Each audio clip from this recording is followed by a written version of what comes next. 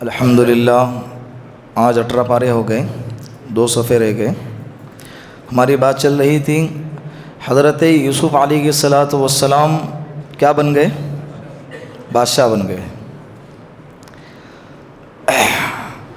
جس طرح سے بادشاہ نے خواب دیکھا تھا، سابق جو پہلا بادشاہ تھا، 7 سال خوشحالی کے آئیں گے، الحمدللہ ان 7 سالوں میں حضرت یوسف علیہ السلام نے خاص طور پہ بادشاہ ہونے کے باوجود اپنی نگرانی میں یہ اناج، یہ غلہ، یہ گھی وغیرہ، یہ ساری چیزیں بہترین انداز میں اسٹاک کر کے رکھ دیا اس کو۔ 7 سال خوشحالی کے گزر گئے۔ اس کے بعد 7 سال آئے قحط سالی کے۔ کس کے؟ قحط سالی کس کو کہتے ہیں؟ جب بارش برسنا بند ہو جائے۔ اور یہ قحط سالی صرف مصر میں نہیں تھی، مصر میں، کنعان میں، فلسطین میں، ملک شام میں، یہ دیگر علاقوں کے اندر بھی قحط سالی کے حالات تھے۔ حضرت یوسف علیہ السلام نے قحط سالی کے اندر اعلان کر دیا، جس کو غلہ چاہیے کم دام رکھ کے، کم قیمت رکھ کے غلے کے دینے کا اعلان کیا، اور فی نفر، ایک آدمی کے لیے 1 اونٹ جتنا بوجھ اٹھا سکتا ہے اتنا غلہ اس کو دے دیں گے۔ لوگ آتے تھے، قیمت دے کے اناج لے کے چلے جاتے تھے۔ قحط سالی کا شکار کنعان بھی ہو گیا، جس علاقے میں، وہ شہر جس علاقے میں حضرت یعقوب علیہ السلام اور ان کے 11 بیٹے رہتے تھے، ان کی اولادیں، ان کی بیویاں، ان کا خاندان، ان کا قبیلہ، وہ بھی پریشان ہو گئے۔ حضرت یعقوب علیہ السلام نے حضرت یوسف علیہ السلام کے متعلق سن رکھا تھا کہ مصر کا بادشاہ بڑا رحم دل ہے، بڑا کریم ہے، وہ لوگوں کو اناج تقسیم کر رہا ہے۔ ایسے وقت میں، حالات میں، تو اپنے بیٹوں سے کہا کہ تم 10 کے 10 چلے جاؤ مصر اور ان کے پاس جا کر غلہ لے آؤ۔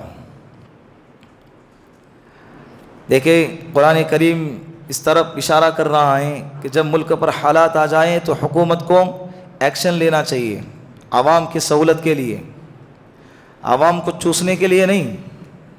کس لیے؟ عوام کے سہولت کے لیے، عوام کے فائدے کے لیے حکومت کو آگے آنا چاہیے۔ کرونا جب آیا تھا اس وقت میں حکومت پیچھے تھی اور عوام آگے تھی۔ عوام ہی اللہ کے فضل و کرم سے آگے بڑھ کے لوگوں کا تعاون کر رہی تھی، ان کی مددیں کر رہی ہے، راشن بانٹ رہی، راشنیں تقسیم کر رہی ہے۔ ایسی حکومتیں نہیں چلتی ہے۔ اللہ رب العزت نے حضرت یوسف علیہ السلام کو حکومت عطا فرمائی، تو یہ حکومت جیسے ہی آئی ہے، سب سے پہلے حکومت کا مطلب یہ ہوتا ہے کہ عوام کی خدمت کرنا ہے۔ عوام پر راج کرنے کا مطلب حکومت نہیں ہوتا ہے۔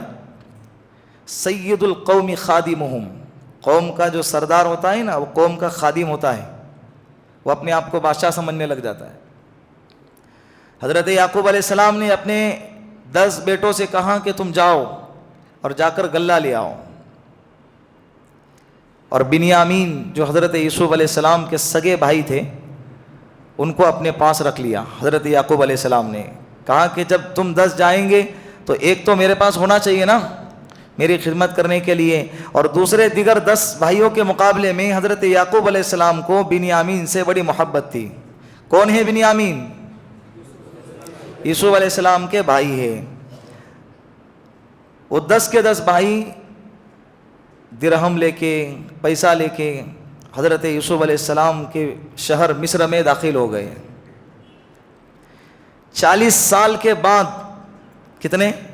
40 سال کے بعد، جب حضرت یوسف علیہ السلام 7 سال کے تھے، اس وقت میں بعض مفسرین فرماتے ہیں کہ 7 سال کی عمر میں ان کے بھائیوں نے ان کو کنویں میں ڈالا۔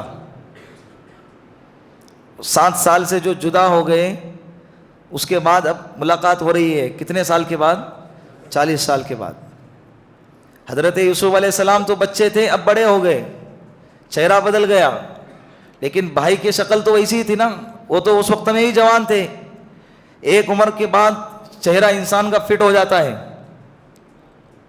جب بھائی آئے مصر میں اناج اور غلہ لینے کے لیے، حضرت یوسف علیہ السلام نے اپنے بھائیوں کو پہچان لیا، یہ وہی ہے جنہوں نے مجھے کنویں میں ڈالا، ستایا، میرے باپ سے مجھے دور کیا، الگ کیا۔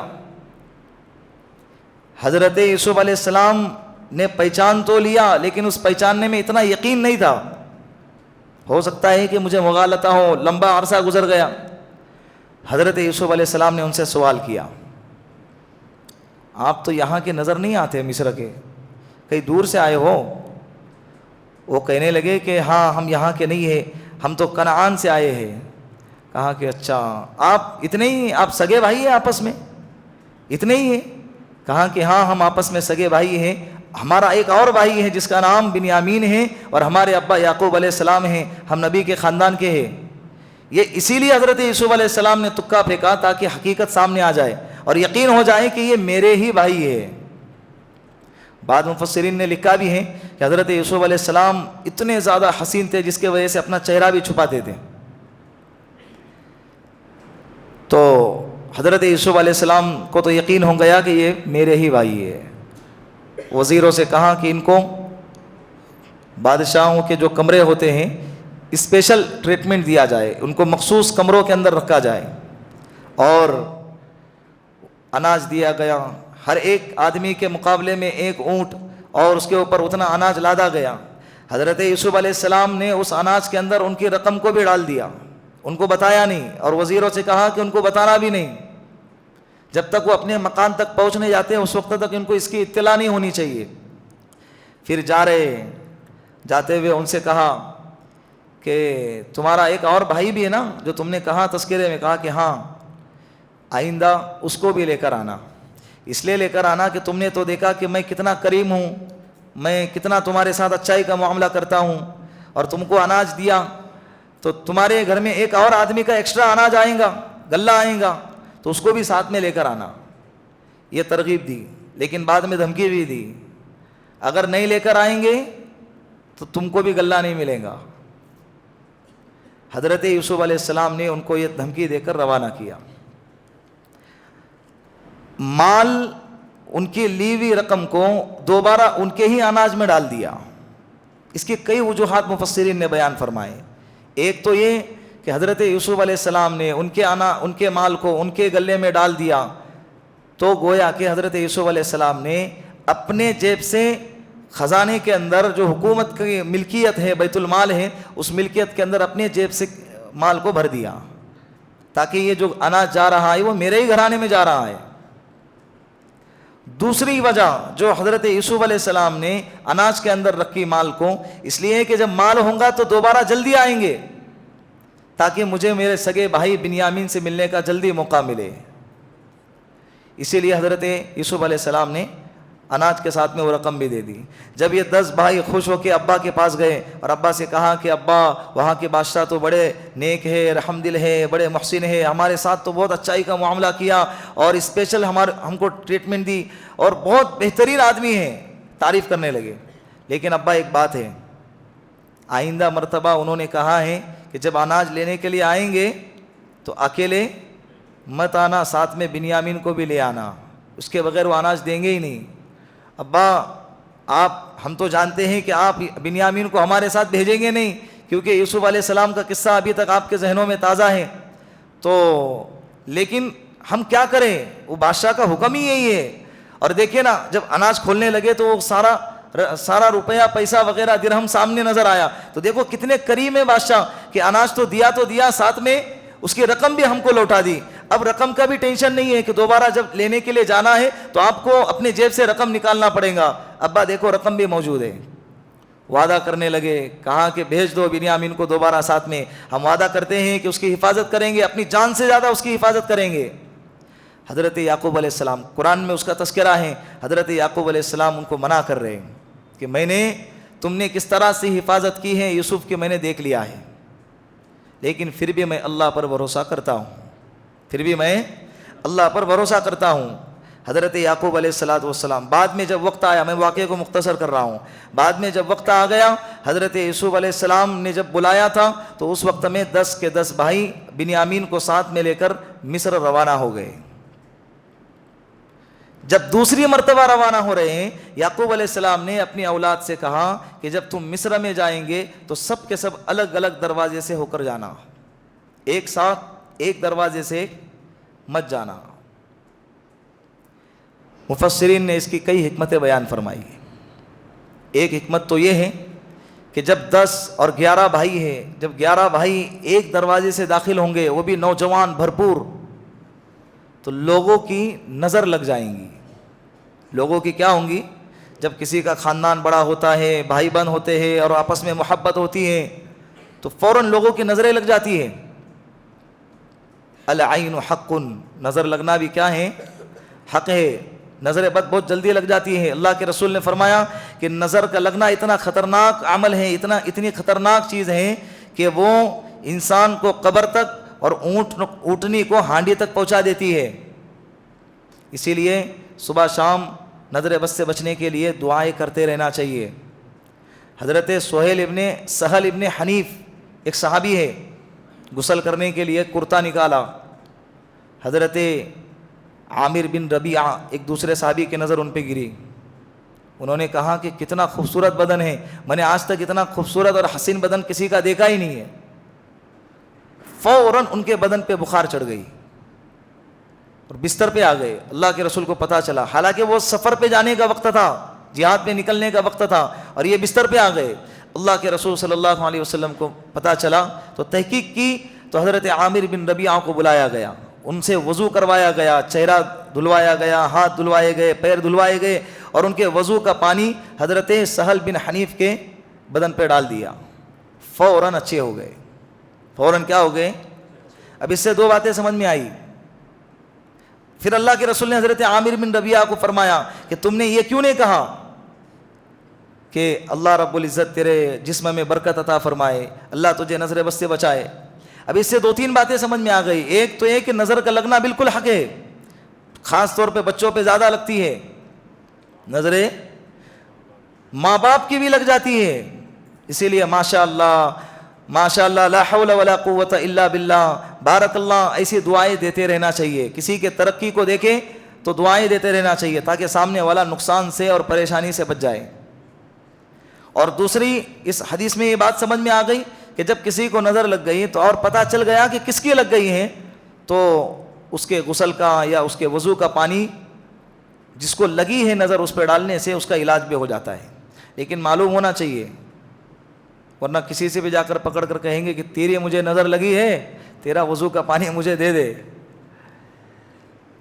تو نظر کا لگنا بالکل حق ہے۔ اللہ کے حضرت یعقوب علیہ السلام نے اپنے اولاد سے کہا کہ الگ الگ دروازے سے چلے جانا، اور اس کی ایک حکمت یہ بھی تھی کہ پہلی مرتبہ جب گئے تھے، جب تو نہیں کہا تھا کہ الگ الگ دروازے سے جانا، اب کیوں کہہ رہے ہیں؟ اس لیے کہ جب پہلی مرتبہ گئے، حضرت یوسف علیہ السلام کی ان 10 بھائیوں پر بالکل خصوصی نظر تھی، تو سارے عوام نے دیکھا تھا کہ یہ کچھ الگ اسپیشل لوگ ہیں۔ تو اب جب دوسری مرتبہ جائیں گے تو سب کی توجہ زیادہ ان کی طرف آئیں گی، کوئی حسد کرے گا، کوئی نظر لگائے گا، کوئی تکلیف پہنچانے کی کوشش کرے گا۔ بڑوں کی حکمتیں بڑی ہوتی ہے۔ تو حضرت یعقوب علیہ السلام کے کہنے کے مطابق سب بھائی چلے گئے، الگ الگ دروازے سے داخل ہو گئے۔ کتنے تھے؟ 11۔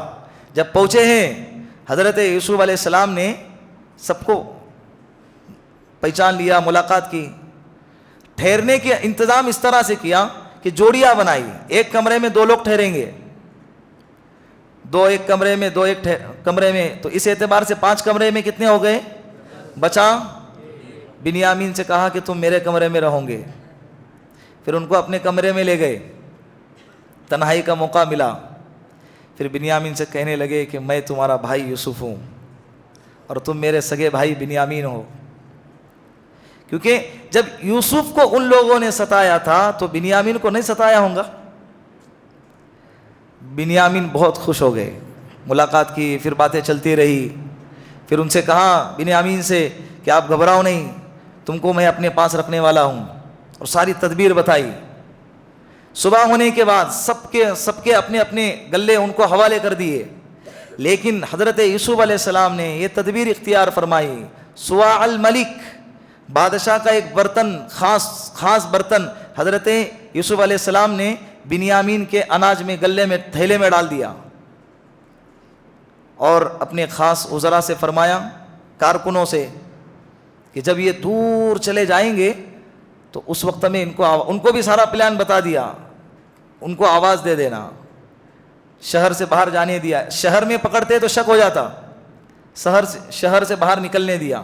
جیسے ہی تھوڑی دور نکل گئے تو ثم اذن مؤذن ایتها العیر انکم لسارقون، ایک پکارنے والے نے پکارا کہ اے قافلے والوں، تم میں کوئی چور ہے۔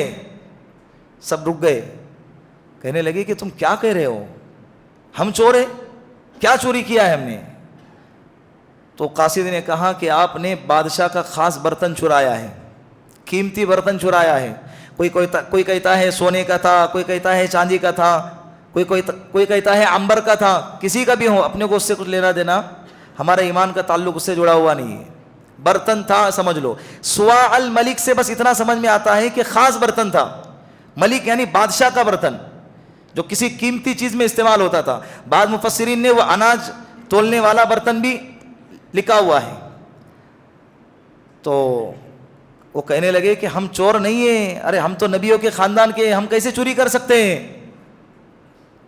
تو قاصد نے کہا اگر تم میں سے کوئی چور نکلا تو اس کی کیا سزا ہوں گی؟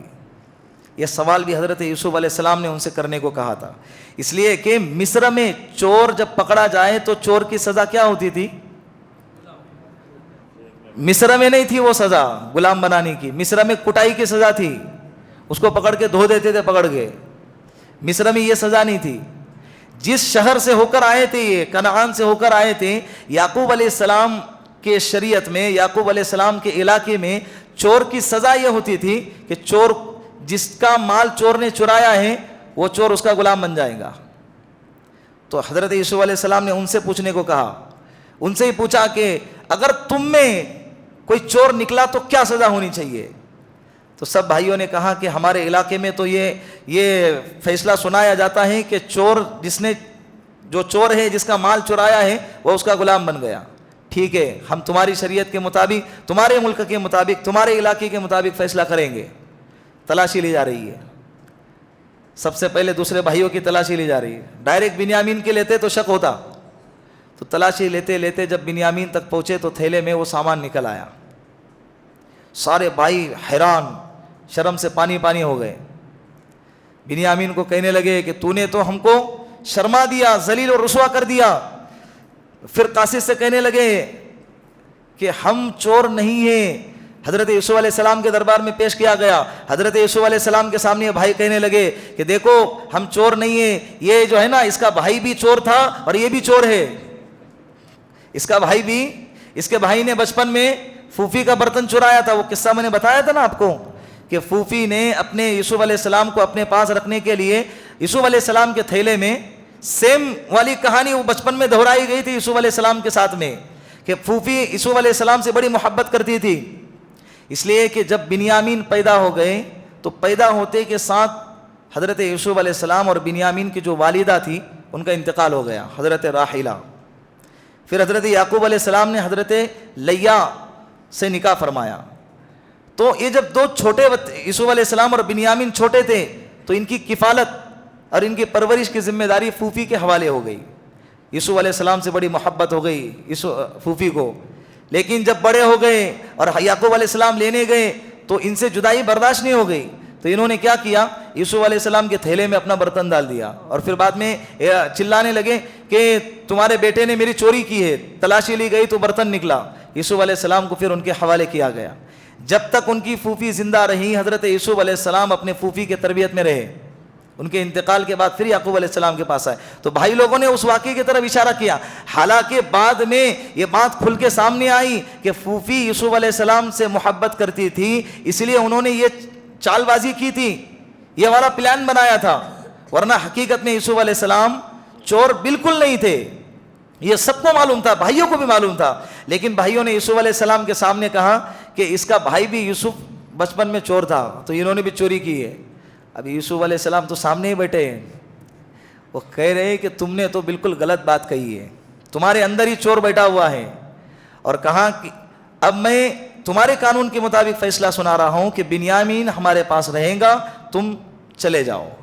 सब लोग मन्नत समाजात कर रहे हैं कि नहीं, हमारे अब्बा बूढ़े हैं, हमारे अब्बा का पहले ही एक बेटा जुदा हो चुका है, उनकी याद में उनके गम में रो रो के उनकी आंखें नाबीना हो गई हैं, अगर तुम इसको भी रुका के रखोगे तो हमारे अब्बा का गम और बढ़ जाएगा, और हम चोर बिल्कुल नहीं हो सकते, हमारे अब्बा नबी, हमारे अब्बा के अब्बा नबी, हमारे अब्बा के अब्बा के अब्बा नबी हैं, हम कैसे चोरी कर सकते हैं, हम 10 भाइयों में से आप जिसको चाहे अपने पास रख ले, बस इसे छोड़ दीजिए, इसलिए कि हमने अपने अब्बा से बहुत वादा लेकर इनको लेकर आए हैं आपके कहने के मुताबिक। हजरत यूसुफ अलैहिस्सलाम ने फरमाया कि चोरी करे एक और सजा किसी और को दे, नहीं, ऐसा नहीं हो सकता, ये तो तुम्हारे ही कानून के मुताबिक तो ये तो जालिम ठहराया जाएगा ना कि चोरी बिन्यामीन करे और सजा तुम्हें दी जाए, मैं ये नहीं करता, चले जाओ। हजरत यूसुफ अलैहिस्सलाम, एक बात मैं इस वाक़े में अर्ज़ करना ज़रूरी समझता हूँ कि देखें, हज़रत यूसुफ अलैहिस्सलाम मिस्र के बाज़ार में ख़रीदे गए, अज़ीज़ मिस्र ने उनको अपने दरबार में ले आए, कितना लंबा अरसा मिला हज़रत यूसुफ अलैहिस्सलाम को, इतने लंबे अरसे में यूसुफ अलैहिस्सलाम पैगाम भिजवा सकते थे अपने अब्बा के पास कि मैं सही सलामत हूँ, मैं ज़िंदा हूँ, मैं मिस्र में हूँ। मिस्र के दरबार में, अजीज़ मिस्र के महल में रहते हुए भेज सकते थे, चलो ये यहाँ पर नहीं भेजा तो जेल में जाने के बाद भी तो भेज सकते थे ना, इसलिए कि कैद खाने के अंदर मैसेज के इधर से उधर पहुँचाने का इंतज़ाम होता है, तो वहाँ से भेज सकते थे कि मैं मिस्र में ज़िंदा हूँ। इसलिए कि याकूब अलैहिस्सलाम की हालत कितनी खतरनाक परेशानी की हालत हो चुकी थी, रो रो के उनकी आंखें अंधी हो गई, तो इतना तो कर सकते थे, ये नहीं किया तो बादशाह बनने के बाद तो ये इंतजाम तो कर सकते थे, या तो वो खुद जाके अपने वालिद से मिल सकते थे या वालिद को पैगाम पहुंचा के बुला सकते थे, ये सब काम क्यों नहीं किया। मुफस्सिरीन फरमाते हैं कि अल्लाह की इजाज़त और अल्लाह का हुक्म उनको नहीं था, बाकायदा बज़रिए वही उनको बताया गया था कि तुम अपने हाल की खबर अपने इलाके में और अपने घर वालों को नहीं देना है। अल्लाह की मशीयत कुछ और काम कर रही थी। अब ये 10 भाई शहर के बाहर मशवरा कर रहे, उसमें से जो बड़ा था यहूदा, वो कहने लगा मैं तो नहीं आऊँगा अब्बा के पास, पहले ही यूसुफ अलैहिस्सलाम का गम देख चुका हूँ, और उस वक्त में तो हम सच्ची के झुट्टे थे, लेकिन अभी सच्ची के सच्चे हैं, लेकिन फिर भी अब्बा यकीन नहीं करेंगे, इसीलिए कहते हमेशा सच बोलो। वो भेड़िया वाला वाकया नहीं, शहर में चिल्लाता था भेड़िया आ गया, और सबको डराता था, सब लोग लकड़ी लेके बाहर आते थे, फिर कहता था ये मजाक कर रहा हूँ।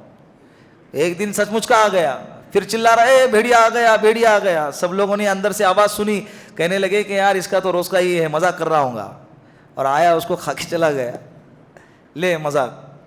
इसीलिए हर वक्त सच बोलो, अस्सिद्क़ु युंजी वल कज़िबु युहलिक, सच्चाई नजात दिलाती है, झूठ हलाक कर देता है।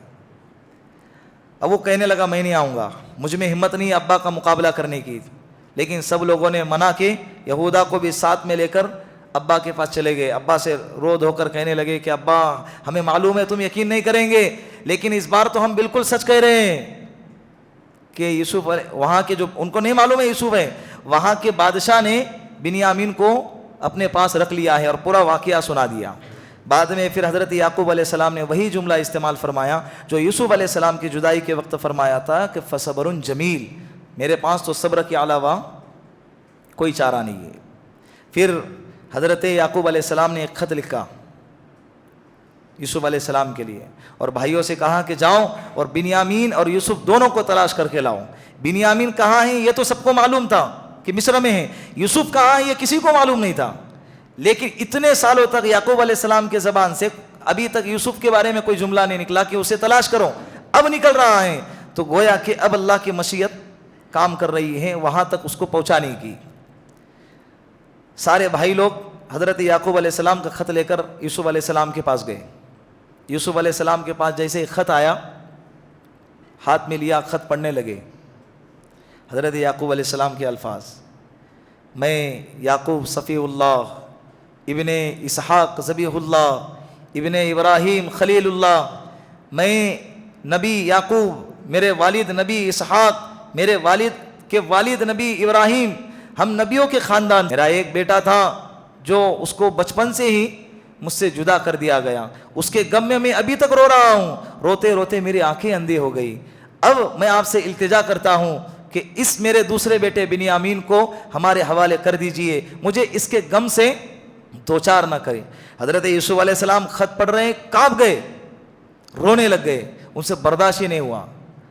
پھر حضرت یوسف علیہ السلام نے بھائیوں کے سامنے اپنے راز کا افشا کیا، راز کو کھولا۔ پھر راز کو کھولنے کا طریقہ کیا رہا؟ بھائیوں سے کہنے لگے کہ تمہارا اور یوسف کا کیا قصہ ہے؟ تمہارا اور یوسف کا کیا قصہ ہے؟ سارے حیران ہو گئے، عزیز مصر کے بادشاہ کا اور ہمارے بھائی یوسف کا کیا لینا دینا؟ میرا بھائی بچپن میں کدھر گیا، ان کے خواب و خیال میں بھی نہیں ہوگا کہ تخت شاہی پر جو بیٹھا ہوا ہے یہ وہی بھائی ہے جس کو انہوں نے کنویں میں ڈالا ہے۔ ان کی عقلیں حیران ہو گئی۔ پھر وہ سوچنے پر مجبور ہو گئے کہ یہ سوال انہوں نے کیوں کیا۔ پھر بنیامین کو اپنے پاس رکا کے رکھنا، ہمارے اناج کے اندر دوبارہ پیسے ڈال دینا، ہم کو دوبارہ بلا لینا، یہ سارے واقعے اس طرف اشارہ کرتے تھے کہ یہ کون ہے۔ انہوں نے سوال کیا۔ قرآن اس سوال کو نقل کرتا ہے، قرآن کی الفاظ یہ سنتے ہیں،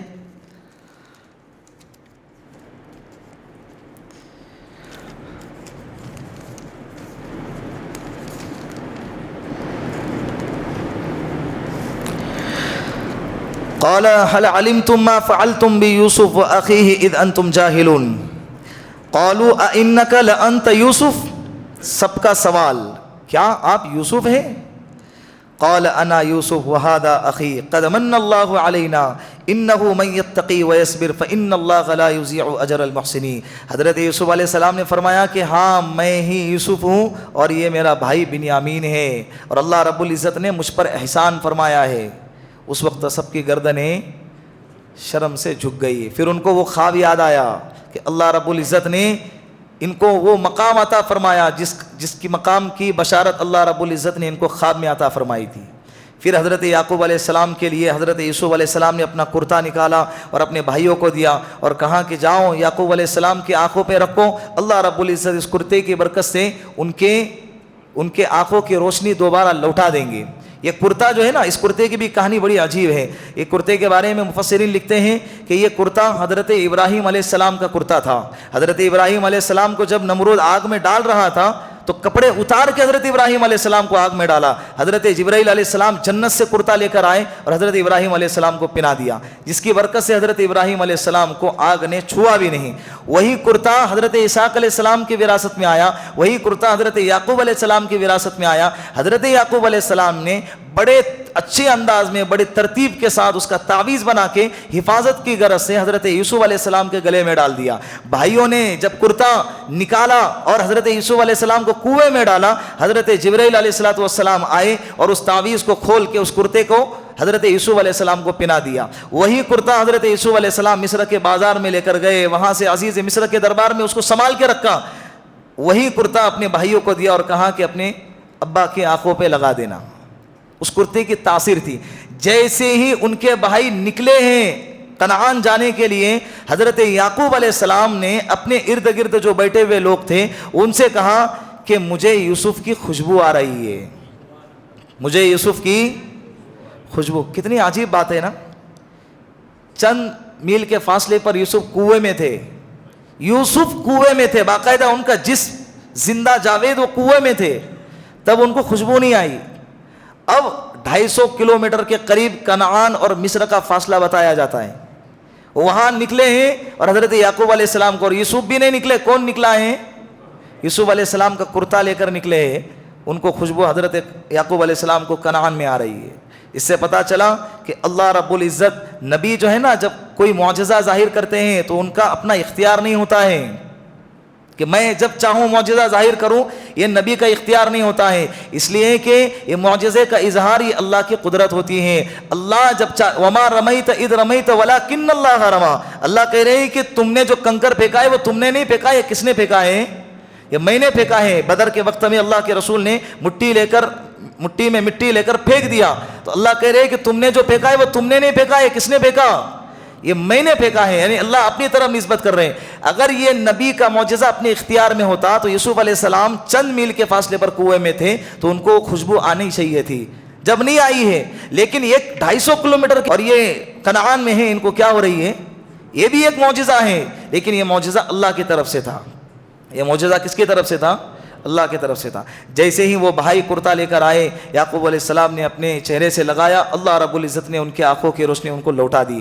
پھر خط کے اندر سب کچھ لکھا ہوا تھا، 1200 اونٹ، 1200 گھوڑے، 1200 اونٹ کے اوپر اناج لدا ہوا، پورا سامان ان کے خاندان والوں کے لیے حضرت یوسف علیہ السلام نے دیا، اور بھائیوں سے کہا کہ ابا کو، امی کو اور سب کو، پورے قبیلے والوں کو، پورے گھر والوں کو لے کر مصر میں آ جاؤ اور ہم سب مل کے یہاں پر رہیں گے۔ حضرت یعقوب علیہ السلام اپنے پورے خاندان کو لے کر، بعض روایت میں لکھا ہے کہ 73 ہیں، بعض روایت میں لکھا ہے کہ 93 یا 94 افراد ان کے قبیلے میں تھے، سب کے سب مل کر مصر کے اندر، مصر کے لیے روانہ ہو گئے۔ جب وہ آنے کی ان کی اطلاع ہوئی، حضرت یوسف علیہ السلام 4000 سپاہیوں کو لے کر شہر سے باہر آ کر ان کے استقبال میں کھڑے ہو گئے، والد صاحب کے احترام میں۔